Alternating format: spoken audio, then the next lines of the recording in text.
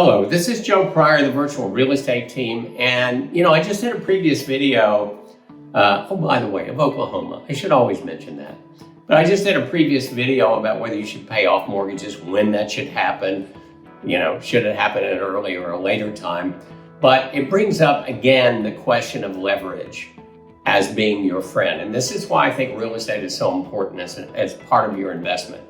Again, full disclosure, I'm invested in other things, all right? I've got fixed income type investments, I've got stocks, real estate, you've got these different buckets, okay? But here's the difference in real estate. Here's why I like real estate a lot, and not just because I sell it, because I walk this walk, is the fact that if I'm putting 25% down on a home, I have 75%, as I said in the previous video, of other people's money. So my 25% is giving me 100% asset that's paid out over time in a fixed interest rate for 30 years. One of the two countries in the world that have a fixed rate. It's never going to change. And this is the advantage of leverage in this respect. If I buy a stock, let's say it's Apple or Google or whatever it happens to be, or a railroad authority, I don't know.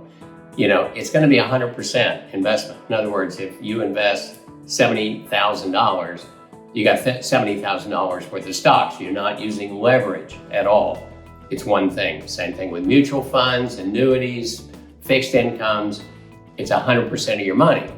Now, I'm not saying that that's a bad idea, because it's not.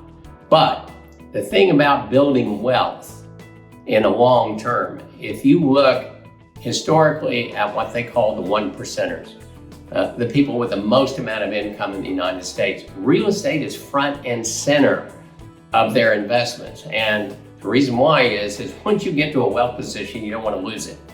In the stock market, I can tell you from experience, can be a little bit of a gamble. But with real estate, it's the safest investment in the United States. Even after the 2008 meltdown, which was based on fraud, in my opinion, and a lot of people's opinion, the market bounced back, mainly because people got to live somewhere. And, that's always going to be the situation. You're going to be an owner or you're going to be a renter, one of the two.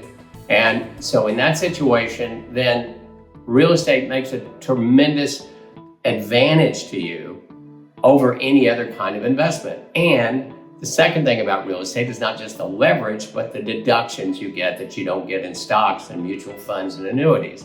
You get to do a tremendous amount of write-offs that the IRS gives you. But the thing is, it's the only thing that I know of in a lower risk situation, all right, where you can put 25% down, get 100% asset, and have a lower risk. When has housing not been the center of the economy? In fact, every recession is let out of a recession by housing. That's the first indicator. That's how important it is to the United States. So the thing is, again, what's unique about real estate investing is A, that you can do 25% down and get 100% asset. B, you get tremendous deductions that allows you to buy more. Again, I'm not saying put all your eggs in one basket, but I got a lot of eggs in a real estate basket myself, and it's working out tremendously well at this point. One of these days it all gets paid off because you've used that leverage to build wealth, and at that point you got a lot of assets. So think about real estate primarily as something you ought to be thinking about doing.